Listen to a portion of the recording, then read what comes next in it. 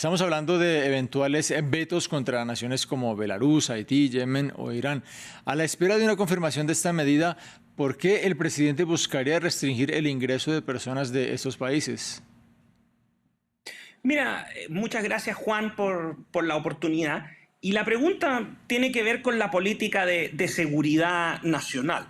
O sea, en el fondo, aquí lo que estamos viendo son informaciones que estarían llegando, todavía no está cerrado el decreto, y lo que se estaría haciendo es suspender totalmente, parcialmente, o pedir que se tomen medidas dentro de 60 días, dependiendo si estás en la primera lista, en la segunda o en la tercera, para otorgar visas. Y esto es permisos para viajar a Estados Unidos. Y esto tiene que ver efectivamente con varios de los países que están en esta lista, en particular los que están en la lista 1, como Cuba, Corea del Norte, Afganistán, tiene que ver con una visión de la administración Trump de redoblar los esfuerzos para evitar ingreso de potenciales amenazas al territorio continental y también de las islas en Hawái desde estos países. Esa es la razón de esta situación que tiene que ver con cómo cambia el procedimiento o la denegación abiertamente de visas para visitar Estados Unidos en las distintas categorías: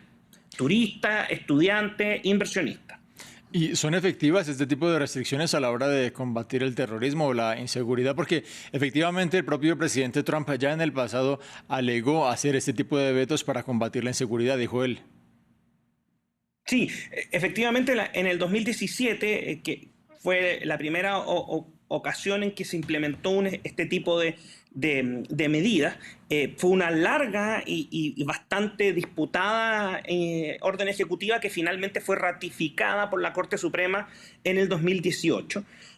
Y a tu pregunta, Juan, claro, lo que ocurre es que esto tiene que entenderse dentro de un contexto más amplio de medidas relacionadas con seguridad nacional. O sea, tienes el cambio en la forma de hacer cumplir la ley migratoria y en la protección o en el patrullaje de la frontera, en particular la frontera sur, pero también ya hemos visto, y parte de esto ha sido lo que ha dado sabor a la disputa con Canadá, también la frontera norte.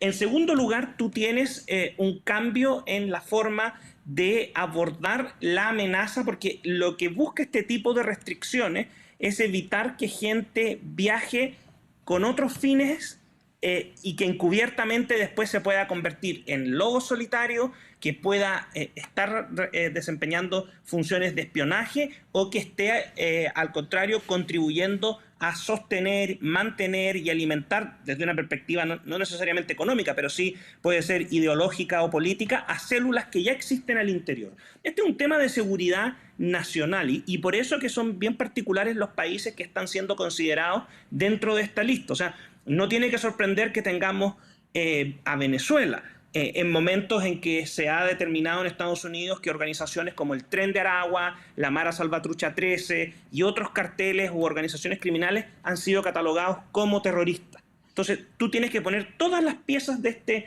rompecabezas y empiezas a entender por qué se podría tomar esta medida de restringir los ingresos por un tiempo más o menos largo. Para terminar, efectivamente, en ese primer mandato de Trump hubo incluso un litigio judicial. Finalmente, la Corte Suprema respaldó a Trump con este veto de 7 países de mayoría musulmana. ¿Se puede prever que algo similar, otra batalla legal, tenga lugar si este memorando termina convirtiéndose en una realidad? Sí, es altamente probable que eso se produzca.